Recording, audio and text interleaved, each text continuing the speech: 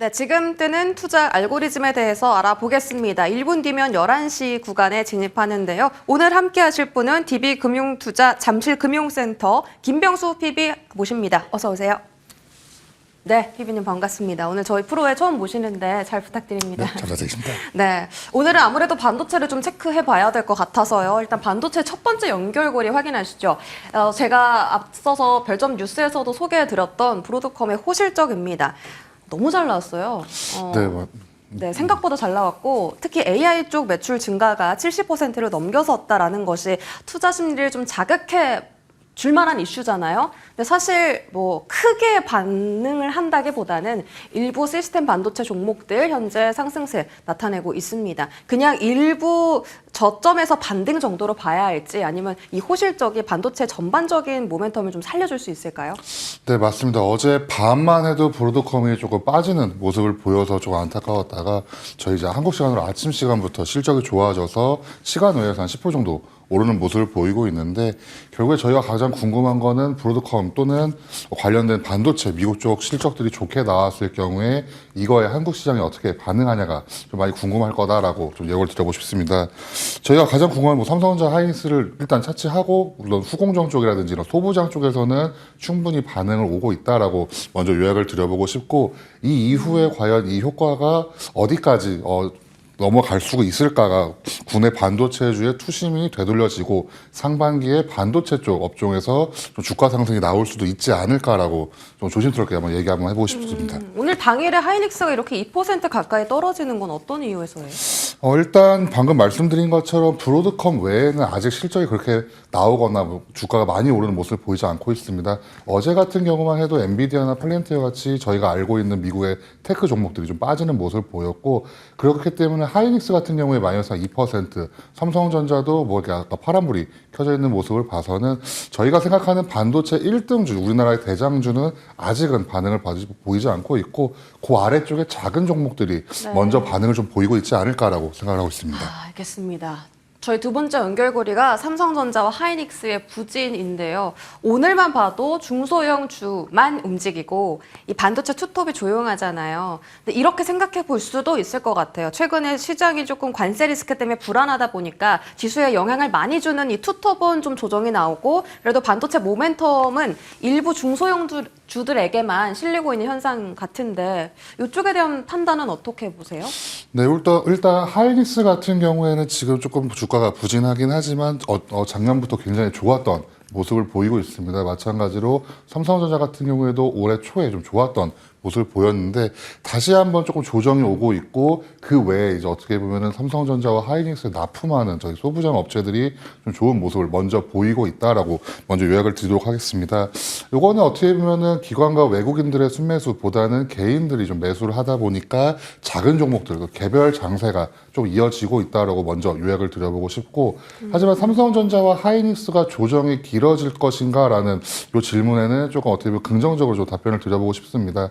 지금까지 보신다면은 외인과 기관에서 좀 매도가 좀 많이 나왔지만 3월을 넘어가게 되면서 매수세도 들어오고 있다라고 먼저 말씀을 드려보고 싶고 물론 주가가 슈팅을 하겠다라고 제가 과감하게 말씀드리기는 아직은 조금 어렵지만 금리 인하라든지 한국에서 어떻게 보면 이 시장에 대한 활성화를 조금 정부의 정책적으로 나오고 있기 때문에 이걸 본다면은 반도체 대장주도 좀 관심이 필요하지 않을까라고 좀 말씀을 좀 드려보고 싶습니다. 혹시 지금이 매수 적격 시기라면요, 이 반도체 투톱 안에서 조금 더 매력도가 높은 쪽은 어디입니까?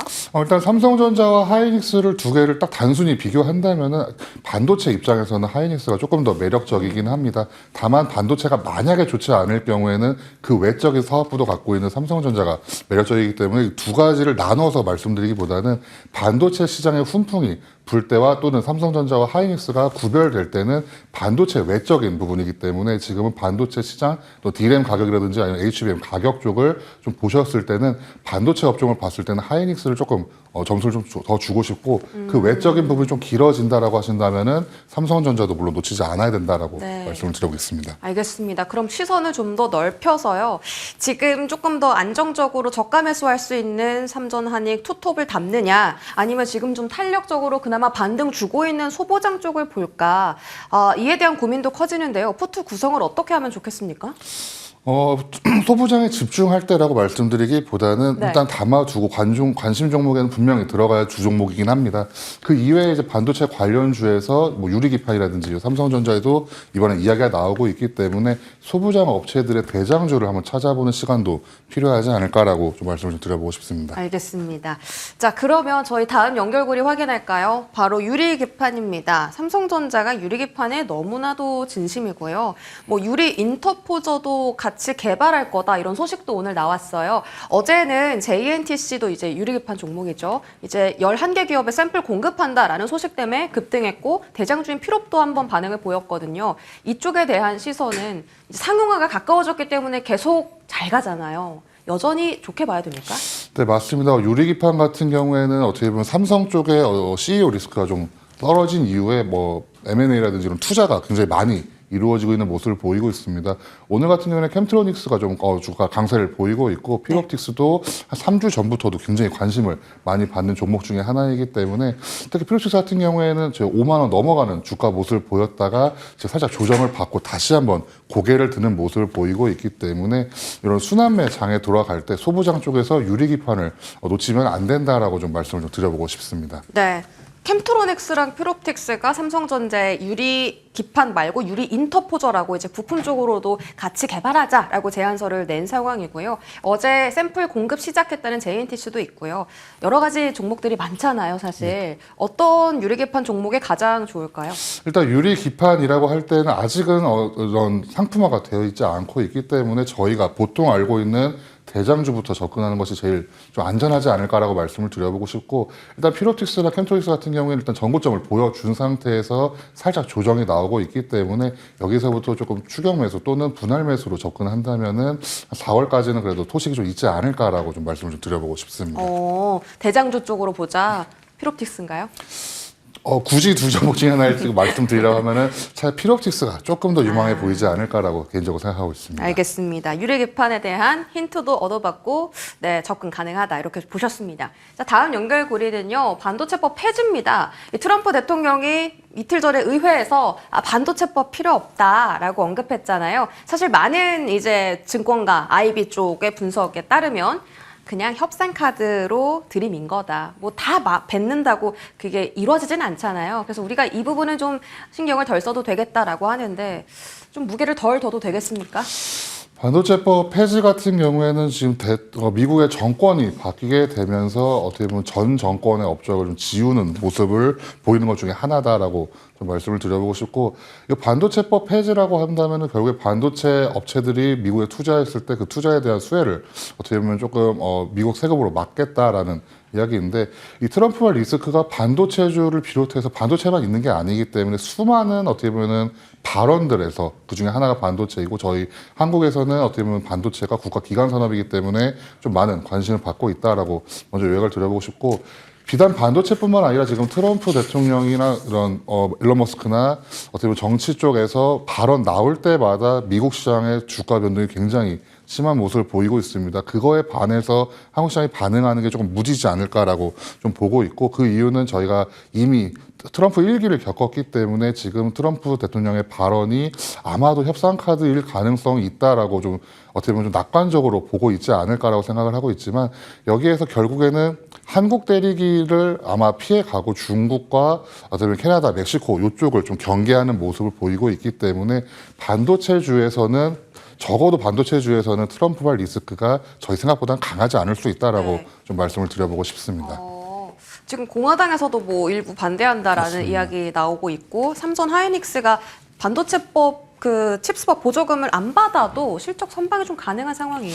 네, 실적 같은 경우에는 제가 예단하기는 좀 어렵지만 방금 말씀하신 것처럼 공화당 의원들도 뭐 예를 들어 텍사스에도 삼성전자 공장이 있듯이 공화당 텃밭에서 이런 공장들이 있고 여기에서 삼성전자나 또는 하이닉스 투자가 반드시 필요한 의원들도 있습니다. 자기 지역구가 있기 때문에 그렇기 때문에 공화당 내에서도 어떻게 보면 급진적인 저런 폐지론보다는 아마도 그런 급진적인 폐지론이 이야기가 나오고 있기 때문에 트럼프의 발언이 어떻게 보면은 준비된 발언이라기보다는 협상용으로 저희가 지금 분석하듯이 아마 협상용 발언일 수가 있어서 실적에 조금 더 집중하는 모습을 좀 보여야 되지 않을까라고 말씀을 드리고 싶습니다. 알겠습니다. 반도체법 폐지 그렇게 걱정하지 말자라고 정리해보고요. 저희 두 번째 알고리즘으로 넘어가 보시죠. 자, 바로 중국 부양책입니다. 이번에 전인대에서 이제 부양책 발표를 확정했고요. 자, 수혜주들이 움직이는데 또 수혜주들이 관세 무풍지대에 있는 업종들이기도 하잖아요. 첫 번째 연결고리 확인하시죠. 첫 번째 연결고리는 3월에 주도주입니다. 지금 반도체 못 움직이죠.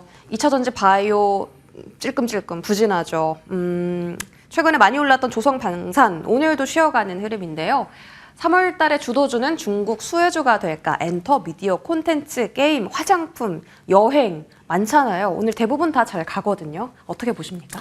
네, 일단 중국 부양책을 먼저 살펴본다 했을 때 구리 쪽도 살펴보실 필요가 있고 우선 엔터테인먼트 쪽을 먼저 살펴보신다고 하신다면은 일단 YG 엔터테인먼트라든지 이런 엔터주들이 주가가 많이 오르다가 양회를 시작할 기점으로 조금 반납을 하고 있습니다. 이 이유는 어떻게 보면 수익 실현일 수도 있고 또는 한한령이 그렇게 쉽게 해제되지 않을 수도 있다라는 우려도 있을 수 있다라고 좀 말씀을 드려보고 싶은데 결국에는 중국의 소비나 이런 소위 부양책 이런 걸 살펴볼 때는 관련주로 어떻게 보면은 저는 구리 쪽을 먼저 보셔야 되지 않을까라는 생각도 가끔 하고 있습니다. 특히 전선주도 이미 주가가 한번 반응하는 모습을 보였기 때문에 오늘 같은 경우에는 풍산이라든지 이런 이고산업 이런 영풍 같은 경우에도 어떻게 보면 빨간불을 켜고 있는 모습을 본다면은 구리 쪽 또는 전선주 쪽들이 주가가 좀 반응할 수도 있다. 특히 ETF 쪽으로 아예 구리 실물 쪽을 투자하시는 전략도 좀 좋지 않을까라고 말씀을 드려보고 싶고 그 이후로 이제 한한령이 해지된다면은 엔터라든지 이런 컨텐츠 쪽도 살펴보실 필요가 있지 않을까라고 좀 말씀을 좀 드려보고 싶습니다. 저희 다음 연결고리가 엔터고요. 그 다음 연결고리가 의료주, 그 다음에 철강화학이었어요. 근데 철강화학 안에서도 이제 소재를 묶어서 본다면 구리 쪽이 조금 더 포커싱이 많아질 가능성이 높다라고 하신 거고요. 아닌가요? 예, 뭐 맞는 말씀이기도 한데 결국에 부양책에 있어서 어떻게 보면 가장 먼저 반응하는 게 구리 쪽일 거고 철강 쪽은 이제 또 다른 분은 감축 이야기가 나오고 있기 맞아요. 때문에 네. 거기서도 수혜를 받을 수 있지 않을까라고 두 가지를 조금 나눠서 보시면 좋지 않을까라고 생각하고 있습니다. 네, 엔터 콘텐츠 쪽은 조금 더 볼만한 이야기들이 많이 나오는데 어제도 애니메이션이 맞습니다. 중국에서 역대 최고 관객 수를 몰았다 이렇게 좀 이야기가 나오면서 국내에서 이제 그 시각 효과 제작에 참여한 기업들 많이 올랐습니다. 엔터 콘텐츠 쪽은 계속 보면 좋을 것 같은데 많잖아요. 엔터도 있고 뭐 콘텐츠 만드는 제작사들도 있고 웹툰 관련주들도 있고 어떤 쪽이 가장 주목도가 높을 것 같습니까? 네, 일단 어떻게 보면 가장 큰 업종은 저희 쪽 K-팝이라고 생각을 하고 있습니다. 그 중에서도 엔터주가 중국 쪽 엔터 관련된 쪽은 매출이 많이 줄어있던 모습이기 때문에 한한령이 해제된다라는 어떻게 보면은 소식만으로도 좀 주가가 반응할 수도 있고 특히 하이브 같은 경우에는 저 한한령 외에도 굉장히 호재가 많은 한 해가 시작이 될 수 있기 때문에 좀 관심 있게 보셔야 될 종목이다라고 먼저 말씀을 드려보고 싶습니다. 그 이후로는 이제 올해 어떻게 보면은 새로운 그룹들이 데뷔를 앞두고 있는 다른 엔터 업종도 살펴보실 필요가 있고 특히 엔터나 컨텐츠 주가 상승이라기보다는 지금까지 중국 쪽 매출이 많이 안 나왔기 때문에 이번에 중국 매출을 좀 기대할 필요가 있지 않을까라고 생각을 하고 있습니다. 그 중에 1등은 SM일까요? SM이나 하이브 두 개를 먼저 보고 싶고 그 중에서도 하이브를 전 먼저 말씀을 드려보고 싶습니다. 특히 이제 BTS 멤버들 다 군대를 전역했고 아마 네. 올해부터 준비되고 있는 게 많이 나오고 있기 때문에 매출을 좀 살펴보실 필요가 있지 않을까라고 네. 보고 있습니다. BTS 컴백에 대한 기대감 하이브 살펴주셨고요. 다음은 의류주인데요. 오늘 뭐 노브랜드부터 시작해서 의류주까지 같이 움직입니다. 화장품, 음식료, 의료, 사실 의류 이게 중국 소비주일 뿐만이 아니라 지금 해외 수출도 높아지고 있어서 이쪽에 대한 시선이 많이 올라오고 있거든요. 해석은요? 계속 갈까요? 네, 어떻게 보면은 지금 화장품, 음식료, 의류까지 해서는 어떻게 보면 중국 소비주 쪽이 이야기가 많이 나오고 있습니다. 특히 노브랜드 주가 많이 오르고 있고 한세실업과 감성코퍼레이션도 의류 쪽에서 좀 관심을 많이 받는 종목 중에 하나입니다. 특히 영업무역 같은 경우에는 오늘 리포트가 함께 나오게 됐는데 실적 같은 경우에도 이번에 전환이 되고 있고 OEM 성장 부분이 굉장히 크다라고 요약이 되어 있습니다. 특히 주가 순이익 비율 이제 PER이 좀 낮은 수준이기 때문에 영업무역을 필두로 OEM 업체들도 살펴보실 필요가 있지 않을까. 특히 노브랜드 같은 경우에 주가가 좀 많이 빠져 있다가 오늘 고개를 드는 거기 때문에 좀 짧은 방망이를 짧게 잡고 접근한다면 좋을 것 같고 나머지 업종들도 지금 고개를 막 드는 순간이지 않을까라고 말씀을 좀 드려보고 싶습니다. 네, OEM 쪽으로 집중하자라고 하셨고 영업무역 말씀 주셨습니다. 아침보다 더 탄력 있게 움직이고요. 마지막으로 아까 말씀 주셨던 철강 화학 쪽인데요. 오늘 LG화학도 잘 가고요. 뭐 구리 관련주는 아직 움직임이 없지만 좋다고 하셨으니까 철강이나 화학에 대한 시선도 함께 체크해 주시죠. 네, 오늘 같은 경우에 철강 쪽 이야기도 많이 나오고 있고 특히 이제 현대제철 같은 경우에도 7%, 포스코스틸리온은 거의 19%가량 오르는 모습을 보이고 있는데 결국에는 지금 중국이 철강 생산을 뭐 감축한다 그리고 철강 업황이 개선된다라는 이야기도 있습니다. 특히 후판에 대해서 이제 반덤핑, 관세 이야기도 있기 때문에 국내산 철강 쪽이 좀 많은 관심을 받고 있게 되고 철강 외쪽에서도 결국에 중국 외에서도 미국 쪽 알래스카 가스관 이야기가 함께 나오고 있기 때문에 여기에도 결국 그 파이프라인에 철강이 들어간다라는 논리가 나와서 철강 쪽도 좀 주가를 많이 좀 받고 있지 않을까라고 말씀을 좀 드려보고 싶습니다. 앞으로 계속 잘 갈까요? 지금까지 철강 굉장히 많이 빠져 있었기 때문에 어떻게 보면 국가 부양 정책에 따라서 철강도 충분히 가능성이 있다라고 좀 말씀을 드려보겠습니다. 조금 더 상승의 가능성이 있다라고 판단해 보겠습니다. 지금까지 DB 금융투자 잠실금융센터의 김병수 PB와 함께했습니다. 고맙습니다.